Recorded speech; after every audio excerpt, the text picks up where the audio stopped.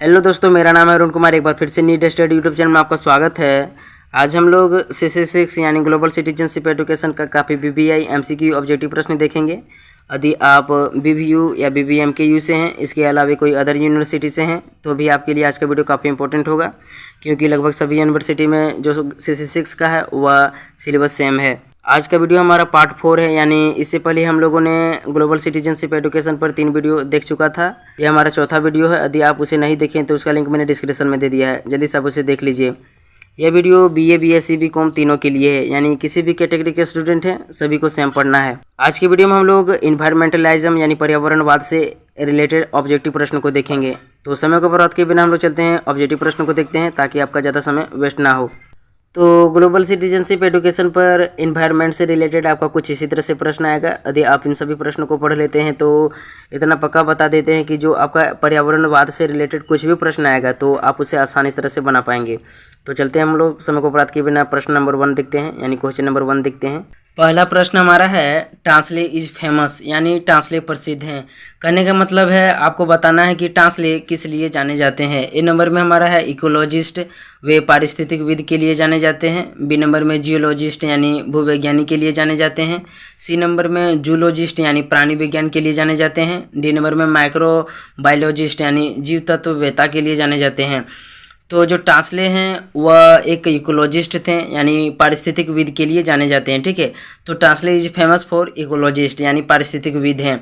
तो global citizenship education में कुछ आपका इसी तरह से प्रश्न आने वाला है, और आपका जो डाउट एक रहता है कि आपका कौन से मीडियम में क्वेश्चन आएगा, हिंदी में आएगा इंग्लिश में आएगा, तो आपका दोनों डाउट क्लियर हो जाएगा। ठीक है, जो ग्लोबल सिटीजनशिप एजुकेशन का प्रश्न आएगा वह हिंदी और इंग्लिश दोनों में रहेगा, यानी कुछ इसी तरह से प्रश्न आने वाला है।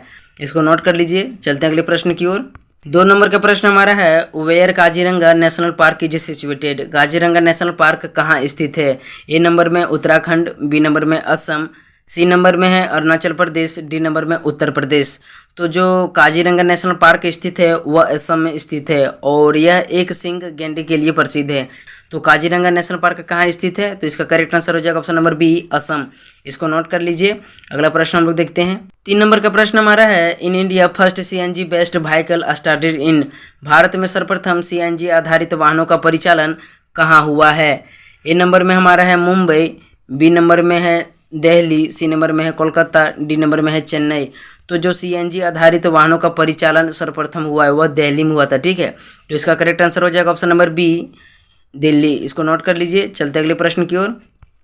4 नंबर का प्रश्न है crypto preservation is an example of. Crypto preservation किसका उदाहरण है। ए नंबर में है गैर स्थानिक संरक्षण यानी ex situ conservation, B number में है इन सीटू कंजर्वेशन यानी अथास्थान संरक्षण, बी नंबर में है बोथ, और डी नंबर में है नन ऑफ दिस। तो जो इसका करेक्ट आंसर हो जाएगा वह हो जाएगा option number C, both A and B. कहने का मतलब जो क्रिप्टो प्रिजर्वेशन है वह गैर स्थानिक संरक्षण और स्थानिक संरक्षण दोनों है। तो इसका करेक्ट आंसर हो जाएगा option number C, both A and B दोनों। तो इसको नोट कर लीजिए। चलते हैं अगले प्रश्न की ओर। 5 नंबर का प्रश्न हमारा है which plant is known as terror of Bengal. किस पादप को बंगाल का आतंक कहा जाता है। तो ए नंबर में है शैवाल, यानी शैवाल को कहा जाता है। बी नंबर में है जलकुंभी, सी नंबर में है गाजर घास, डी नंबर में है नन ऑफ दिस। तो इसका करेक्ट आंसर हो जाएगा इकोर्निया, यानी जलकुंभी को बंगाल का आतंक कहा जाता है। तो काफ़ी इंपॉर्टेंट प्रश्न है और एग्जाम में आपका आ सकता है, तो इसको जल्दी से नोट कर लीजिए। चलते हैं अगले प्रश्न की ओर। 6 नंबर का हमारा प्रश्न है state flower of Jharkhand is. Jharkhand का राजकीय फूल है। ए नंबर में लोटस कमल है, बी नंबर में पलास यानी बूटी है, सी नंबर में रोज यानी गुलाब है, और डी नंबर में कचनार यानी बोहिनिया है। तो इसका करेक्ट आंसर हो जाएगा पलास, यानी जो पलास है, पलास का फूल है वह झारखंड का राजकीय फूल है। तो काफ़ी इंपॉर्टेंट है, इसको नोट कर लीजिए। 7 नंबर का प्रश्न हम लोग देखते हैं। 7 नंबर का प्रश्न है वर्ल्ड इन्वायरमेंटल डे इज। विश्व पर्यावरण दिवस है, यानी विश्व पर्यावरण दिवस किस दिन को मनाया जाता है। ए नंबर में है 5 जून यानी 5 जून को, बी नंबर में है 18 मई यानी 18 मई को, सी नंबर में है 26 जून यानी 26 जून को, और डी नंबर में है 7 अक्टूबर यानी 7 अक्टूबर को। तो इसका करेक्ट आंसर हो जाएगा 5 जून, यानी 5 जून को विश्व पर्यावरण दिवस मनाया जाता है। तो पर्यावरण से रिलेटेड है और यह प्रश्न आने की बहुत संभावना है। ठीक है, तो इसको नोट कर लीजिए। चलते हैं अगले प्रश्न की ओर। 8 नंबर का प्रश्न हमारा है water act was introduced in, जल अधिनियम कब लागू किया गया था। तो जो जल अधिनियम लागू किया गया था उसी को बताना है आपको। ए नंबर में है 1975, बी नंबर में है 1967, सी नंबर में 1977 और डी नंबर में 1990। तो जल अधिनियम 1974 को लागू किया गया था, ठीक है, लेकिन 1974 कहीं भी दिया गया नहीं है, 1974 कहीं भी नहीं दिया गया है। तो इसका करेक्ट आंसर हो जाएगा ऑप्शन नंबर ए 1975 को। तो इसको नोट कर लीजिए। चलते हैं अगले प्रश्न की ओर। 9 नंबर का हमारा प्रश्न है which of the following is secondary pollutant, निम्नलिखित में कौन द्वितीयक प्रदूषक है। ए नंबर में है क्लोरोफ्लोरोकार्बन, बी नंबर में हाइड्रोकार्बन, सी नंबर में है पीएन यानी पेन और डी नंबर में है उपयुक्त में से कोई नहीं। तो इसका करेक्ट आंसर हो जाएगा ऑप्शन नंबर सी, यानी जो PAN है वह एक प्रकार का द्वितीयक प्रदूषक है, ठीक है, यानी सेकेंडरी पोल्यूटेंट है। तो इसको नोट कर लीजिए। इसका आंसर हो जाएगा ऑप्शन नंबर सी PAN। चलते अगले प्रश्न की ओर। 10 नंबर का हमारा प्रश्न है पेडालॉजी रिफर्स टू, भूतत्व किसके अध्ययन से संदर्भित है। तो ए नंबर में है जल यानी वाटर, बी नंबर में सोयल मृदा, सी नंबर में है फॉसियल यानी जीवाश्म और डी नंबर में है पॉपुलेशन यानी आबादी। तो भूतत्व किसके अध्ययन से संबंधित है। तो इसका करेक्ट आंसर हो जाएगा ऑप्शन नंबर बी सोयल यानी मृदा से। कहने का मतलब है पेडालॉजी में मृदा का अध्ययन किया जाता है। इसका करेक्ट आंसर हो जाएगा ऑप्शन नंबर बी मृदा सोयल। तो इसको नोट कर लीजिए। चलते हैं अगले प्रश्न की ओर। 11 नंबर का प्रश्न है ozone present in stratosphere filter out which rays, समताप मंडल में मौजूद ओजोन किस किरणों को छानता है। ए नंबर में है इंफ्रारेड रेज यानी अवरक्त किरणों को, बी नंबर में है अल्ट्रा वायलेट रेज यानी पराबैंगनी किरणों को, सी नंबर में है कॉस्मिक रेज यानी ब्रह्मांडीय किरणों को और डी नंबर में है नन ऑफ देज यानी इसमें से कोई नहीं, उपयुक्त में से कोई नहीं। तो जो समताप मंडल है उसमें ओजोन जो गैस है, ठीक है, वह किन किरणों को छानता है, अल्ट्रा वायलेट रेज यानी पराबैंगनी किरणों को छानता है। तो इसका करेक्ट आंसर हो जाएगा ऑप्शन नंबर बी पराबैंगनी किरणों को, ठीक है। तो इसको नोट कर लीजिए। चलते हैं अगले प्रश्न की ओर। 12 नंबर का प्रश्न है sound above what level is considered hazardous noise, कितने स्तर के ऊपर ध्वनि हानिकारक शोर है। ए नंबर में है एबव 30 डेसिबल, यानी यहाँ डीबी का मतलब है डेसिबल, ठीक है, तो आपको यहाँ डेसिबल पढ़िएगा। ए नंबर में है 30 डेसिबल के ऊपर, बी नंबर में है 80 डेसिबल के ऊपर, सी नंबर में है 110 डेसिबल के ऊपर और डी नंबर में है 120 डेसिबल के ऊपर। तो इसका करेक्ट आंसर हो जाएगा ऑप्शन नंबर बी। ये 80 डेसिबल के ऊपर जितने भी ध्वनि होते हैं वे सभी हानिकारक शोर कहलाते हैं, ठीक है। तो इसका करेक्ट आंसर हो जाएगा ऑप्शन नंबर बी 80 डेसिबल। इसको नोट कर लीजिए। चलते हैं अगले प्रश्न की ओर। 13 नंबर का प्रश्न है primary consumer is an ecosystem are, पारिस्थितिक तंत्र में प्राथमिक उपभोक्ता है। ए नंबर में है कार्निवोरस यानी मांसाहारी, बी नंबर में है डिकम्पोजर यानी अपघटक, सी नंबर में है ओमनीओरस यानी सर्वाहारी और डी नंबर में है हर्बीवोरस यानी शाकाहारी। तो जितने भी शाकाहारी जानवर होते हैं वे सभी प्राथमिक उपभोक्ता होते हैं, ठीक है। तो इसका करेक्ट आंसर हो जाएगा ऑप्शन नंबर डी हर्बीवोरस यानी शाकाहारी, ठीक है। पारिस्थितिक तंत्र में प्राथमिक उपभोक्ता है शाकाहारी। तो करेक्ट आंसर हो जाएगा ऑप्शन नंबर डी। इसको नोट कर लीजिए। चलते हैं अगले प्रश्न की ओर। 14 नंबर का प्रश्न हमारा है pyramid of energy is, pyramid की ऊर्जा है। ए नंबर में है ऑलवेज इन्वर्टेड यानी हमेशा उल्टा होता है, बी नंबर में ऑलवेज अपराइट यानी हमेशा सीधा होता है, सी नंबर में है सम टाइम अपराइट यानी कुछ समय के लिए सीधा होता है और डी नंबर में नन ऑफ दिस यानी उपयुक्त में से कोई नहीं। तो इसका करेक्ट आंसर हो जाएगा ऑलवेज अपराइट, यानी जो पिरामिड का ऊर्जा होता है वह हमेशा सीधा होता है। तो इसका करेक्ट आंसर हो जाएगा option number be always upright. इसको नोट कर लीजिए। चलते हैं अगले प्रश्न की ओर। 15 नंबर का प्रश्न है Kanha national park is famous for, Kanha national park किस लिए प्रसिद्ध है। ए नंबर में हमारा है बाघ के लिए, बी नंबर में है लायन यानी शेर के लिए, सी नंबर में डियर यानी हिरन के लिए और डी नंबर में है नन ऑफ दिस यानी नन ऑफ द एबव, उपयुक्त में से कोई नहीं। तो कान्हा नेशनल पार्क बाघ के लिए प्रसिद्ध है, ठीक है, यानी इसका करेक्ट आंसर हो जाएगा ऑप्शन नंबर ए टाइगर। और कान्हा नेशनल पार्क कहाँ स्थित है, तो मध्य प्रदेश में स्थित है, ठीक है। तो इसे भी आप याद करके रख लीजिएगा, इसको नोट कर लीजिए। इसका करेक्ट आंसर हो जाएगा option number A, Kanha national park बाघ के लिए प्रसिद्ध है। चलते अगले प्रश्न की ओर। 16 नंबर का प्रश्न है first national park in India is, Bharat का पहला नेशनल पार्क है। ए नंबर में है जिम कॉर्बेट, बी नंबर में है Kanha national park, C number में है Kaziranga national park, D number में है बांदीपुर नेशनल पार्क। तो इसका करेक्ट आंसर हो जाएगा option number A, Jim Corbett national park Bharat का पहला नेशनल पार्क है, ठीक है। और यह Jim Corbett national park Uttarakhand में स्थित है। तो इसे भी नोट करके रख लीजिए, काफ़ी इंपॉर्टेंट है। चलते हैं अगले प्रश्न की ओर हम लोग। 17 नंबर का प्रश्न हमारा है, which of the following is biodegradable waste. निम्नलिखित में कौन सा बायोडिग्रेडेबल अपशिष्ट है। ए नंबर में है प्लास्टिक, बी नंबर में है डीडीटी, सी नंबर में है नायलॉन और डी नंबर में है ऊन। तो आपको बताना है कि कौन सा जो पदार्थ है वह मतलब मिट्टी में मिल सकता है, ठीक है। तो इसका करेक्ट आंसर हो जाएगा ऑप्शन नंबर डी, ऊन। यानी ऊन जो है वह मतलब मिट्टी में मिल सकता है, यानी उसको समाप्ति हो सकता है।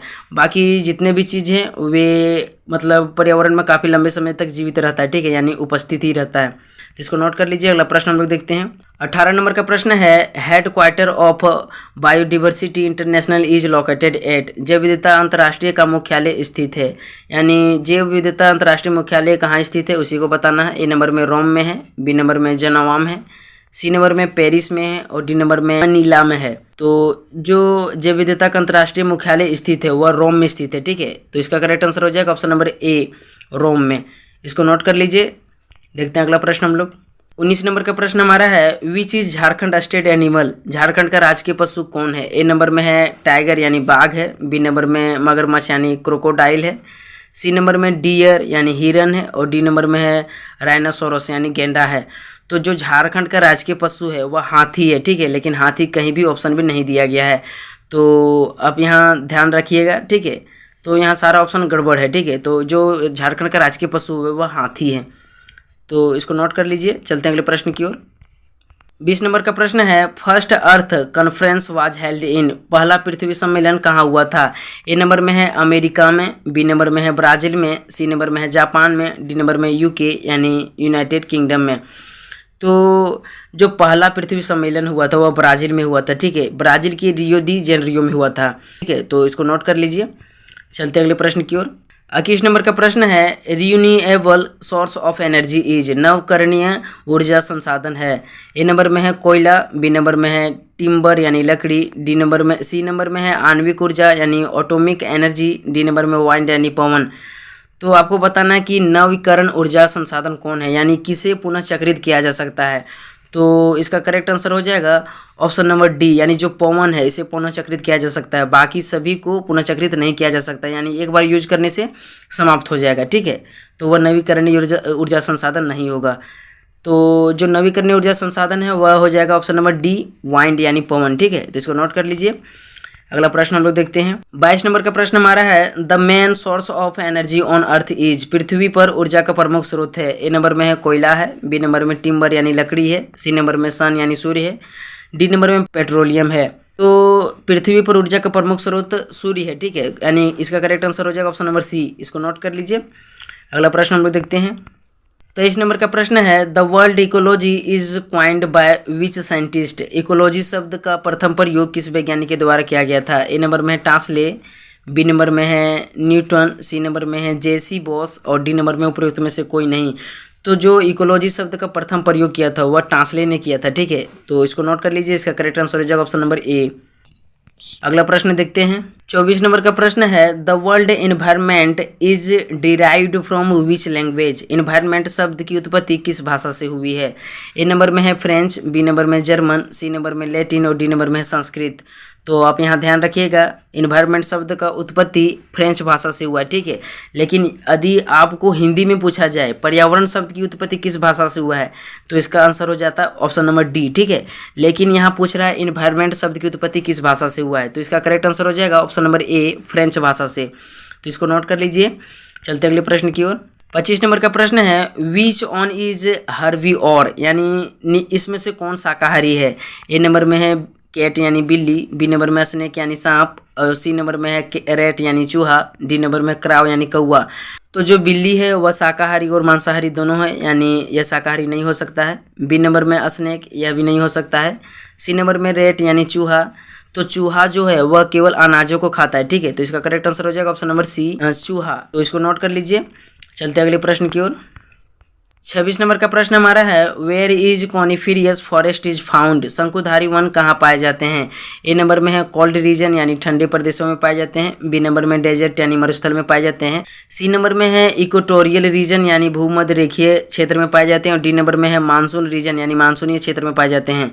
तो जो शंकुधारी वन पाए जाते हैं वह हिमालय पर्वतीय भागों में पाए जाते हैं, ठीक है, लेकिन यहाँ कहीं भी हिमालय का ऑप्शन नहीं दिया गया है। तो इसका करेक्ट आंसर हो जाएगा ठंडा प्रदेश यानी कोल्ड प्रदेश। यानी कहने का मतलब है हिमालय जो है वह एक ठंडे प्रदेश है और उन्हीं भागों में शंकुधारी वन पाया जाता है। तो ठंडे प्रदेशों में शंकुधारी वन पाया जाता है, ठीक है। तो करेक्ट आंसर हो जाएगा ऑप्शन नंबर ए, इसको नोट कर लीजिए। अगला प्रश्न हम लोग देखते हैं। 27 नंबर का प्रश्न है, Maithon dam is situated on which river, यानी मैथन बांध किस नदी पर अवस्थित है। ए नंबर में है दामोदर, बी नंबर में है बराकर, सी नंबर में स्वर्ण रेखा और डी नंबर में है गंगा। तो जो मैथन डैम है वह बराकर नदी पर बनाया गया है, ठीक है। तो इसका करेक्ट आंसर हो जाएगा option number B, Maithon dam Barakar नदी पर है। तो इसको नोट कर लीजिए। 28 नंबर का प्रश्न हमारा है, where can rich biodiversity be found, कहाँ पर समृद्ध जैव विविधता मिल सकती है। ए नंबर में फॉरेस्ट यानी वन में मिल सकता है। बी नंबर में डेजर्ट यानी मरुस्थल में। सी नंबर में सिटी यानी महानगर में। और डी नंबर में है एटमॉस्फेयर यानी वायुमंडल में। तो समृद्ध विविधता वन में काफ़ी मिल सकता है, ठीक है। यानी समृद्ध विविधता का कहने का मतलब है कहाँ पर जैव विविधता अधिक मिल सकता है, जीव जंतु अधिक मिल सकता है, ठीक है। तो वन में अधिक से अधिक जीव जंतु आपको मिल सकता है, ठीक है। तो इसका आंसर हो जाएगा ऑप्शन नंबर ए, वन। इसको नोट कर लीजिए। अगला प्रश्न हम लोग देखते हैं।